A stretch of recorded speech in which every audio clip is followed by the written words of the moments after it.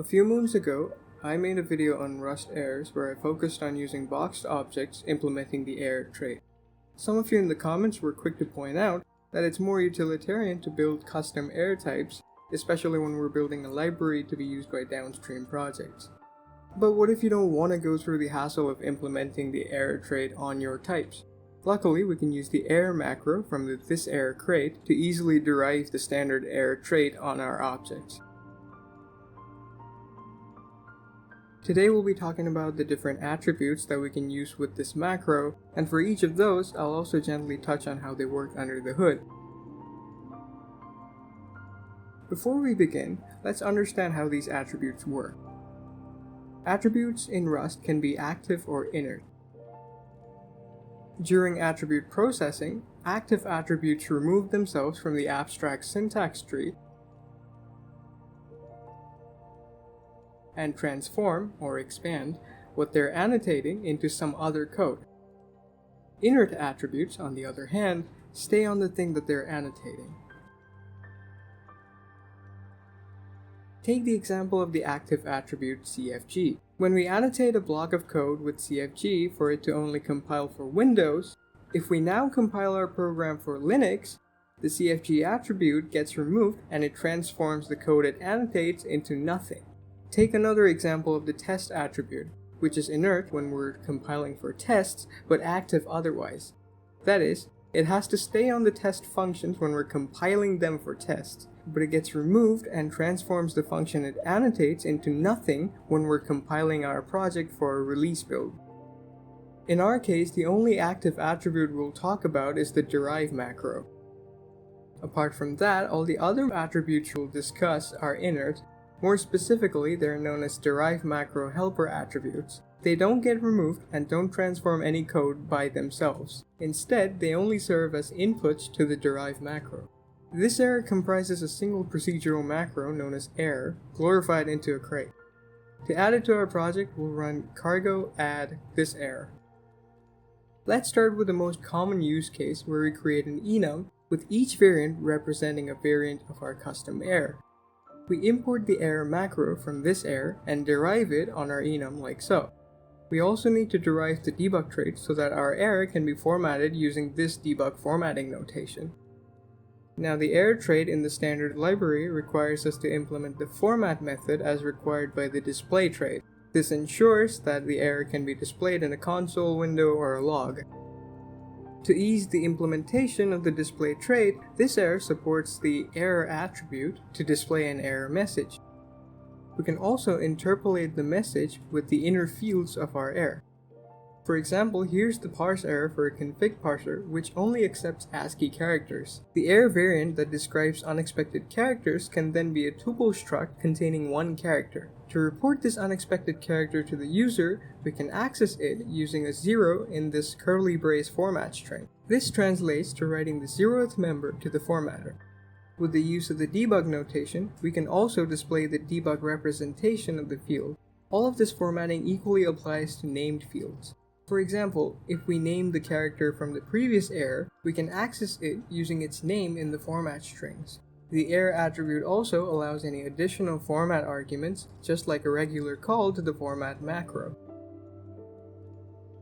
Arguably, the thing that annoys most Rust beginners is standard I/O result. You're creating a file or perhaps reading from one, and you just want to convert that I/O error in the result type into your custom error. Well, this error makes such conversions trivial with the from attribute. Just create a variant in your enum with an I/O error member, and then annotate it with the from attribute. During compilation, the macro creates a from implementation for an I/O error for conversion into your type. For a better understanding, let's take a look at how the macro gets expanded using the cargo expand tool. To install it, run cargo install cargo expand, note the hyphen between cargo and expand. Now run cargo expand --lib to expand your crate's library, or cargo expand --bin followed by a target binary name if you're working with the binary. Here we can observe that the macro creates a from implementation using core convert from, which takes in the standard I/O error and creates an error variant that wraps around it. Now, there are cases where you might want to have one catch-all variant for all underlying errors you don't really care about. It would be desirable to delegate the display methods of those variants directly to their underlying errors. And this can be achieved using the error transparent annotation. This way, when the errors are logged, we don't see mentions of the outer error. All we can see are the error messages directly from the inner error. Another use case, as demonstrated by the crate's documentation, is when we want to have an opaque public error with accessors that we deliberately make public. The underlying error type can remain private, and it gives us the flexibility to change its fields and implementations while keeping the public API stable. Consequently, the inner error and the public error might be displayed differently in the logs across different minor versions of our crate. However, downstream crates will still be able to use the publicly exposed accessors for additional checks. Now let's get to some of the more nuanced attributes, starting with the source attribute. But first, let's revisit the standard error trait itself. Every error implements this set of methods. Additionally, every type that implements error is required to implement debug and display as well. Looking at the source method, we can see that it returns a reference to some underlying error if it exists, or the default none. With the source attribute, we can make this method return a reference to an inner member as some underlying error. The first thing you should be careful about is that using the from attribute on a field in your error type implicitly applies the source attribute to it. During compilation, the error macro prevents the use of the source attribute on multiple fields, and consequently also prevents us from using both the from and the source attributes on different fields.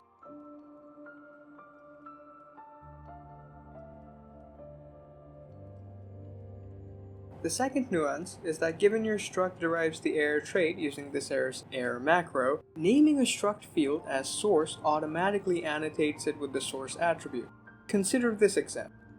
When we inspect the output of this code with the main function, we can clearly see that the source method call returns a reference to an IO error that we simply used as a value for the source field. Remember, we never explicitly annotated it with the source attribute. The last set of quirks that I want to address relate to the provide method of the error crate. As of writing, this method is only available in Rust nightly. It provides, and no pun intended, a way to extract references to members of a dynamic error trait object. Generally, these include contextual information for error reports like backtraces. To see backtraces, you'd typically set the Rust backtrace environment variable to 1. Coming back to our custom error, if a field is either annotated with the backtrace attribute or has its type named backtrace, the provide method for our type yields that member as a reference. There's a subtle difference between this and using the backtrace annotation in conjunction with either a source or from. In such a case, the provide method for our custom error is forwarded to that of the source, so that both layers of the error share the same backtrace. So yeah, that's more or less how you use the error macro from this error. A big thank you to David Tolnay, the author of this error, for fact-checking the script of this video, and helping me clear some of the misconceptions I had regarding this error. All the sources for this video as well as the code used to render these animations will be available in the video description.